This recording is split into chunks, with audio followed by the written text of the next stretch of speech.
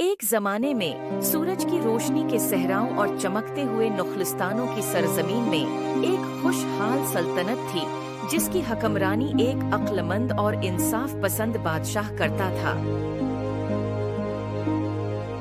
اس بادشاہ کی ایک بیٹی تھی جس کا نام عالیہ تھا، جو نہ صرف اپنی غیر معمولی خوبصورتی بلکہ اپنی تیز ذہانت اور ہوشیاری کی وجہ سے دور دور تک مشہور تھی۔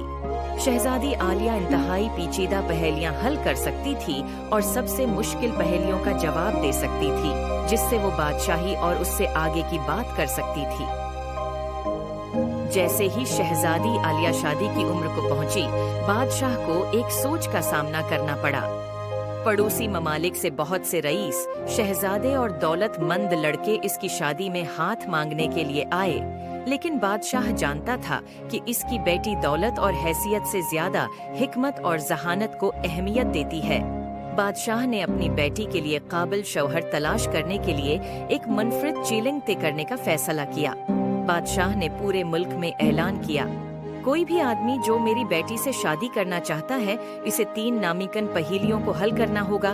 صرف وہی آدمی جو عقل مند اور ہوشیار ہے، پہیلیوں کو حل کر سکتا ہے، میری بیٹی سے شادی کر سکتا ہے۔ دعویدار دور دور سے آئے، لیکن ایک ایک کر کے وہ پہیلیوں کو حل کرنے میں ناکام رہے۔ چیلنجز خوفناک تھے اور پہیلیوں کو نہ صرف علم بلکہ ظاہر سے آگے سوچنے کی صلاحیت کو جانچنے کے لیے تیار کیا گیا تھا۔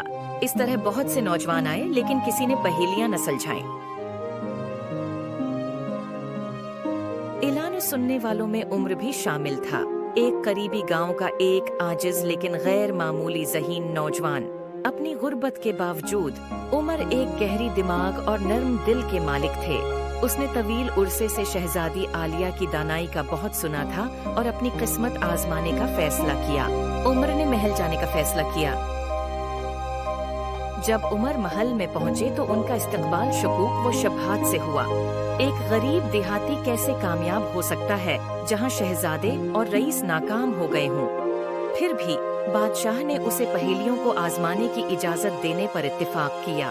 پہلی پہیلی تھی، میں زندہ نہیں ہوں پھر بھی بڑھتا ہوں، میرے پھیپھڑے نہیں ہیں لیکن مجھے ہوا کی ضرورت ہے، میرے پاس چہرہ نہیں ہے اور میں ڈوب سکتا ہوں، میں کیا ہوں؟ عمر کو پورے دن کا وقت دیا گیا تھا اور اگلے دن پہیلی کا جواب دینا تھا۔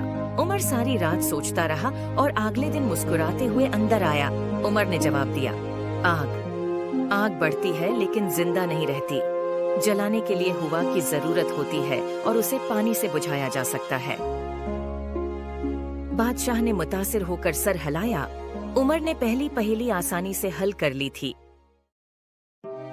دوسری پہیلی تھی، میں بغیر چہرے کے بولتا ہوں اور کانوں کے بغیر سنتا ہوں، میرا جسم نہیں ہے لیکن میں ہوا کے ساتھ زندہ آتا ہوں، میں کیا ہوں؟ عمر کو پورے دن کا وقت دیا گیا تھا اور اگلے دن پہیلی کا جواب دینا تھا۔ عمر ساری رات سوچتا رہا اور اگلے دن مسکراتے ہوئے اندر آیا۔ عمر نے جواب دیا، ایک گونج، یہ چہرے کے بغیر بولتی ہے اور ہوا یا آواز سے پیدا ہوتی ہے۔ بادشاہ عمر سے بہت متاثر ہوا۔ تیسری اور آخری پہیلی سب سے مشکل تھی، میں مردوں کو واپس لا سکتا ہوں، تمہیں رلا سکتا ہوں، تمہیں ہنسا سکتا ہوں، تمہیں جوان بنا سکتا ہوں، میں کیا ہوں؟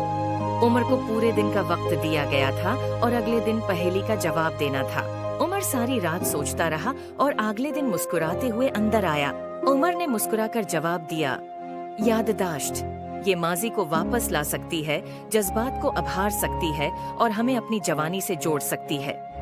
بادشاہ حیران رہ گیا۔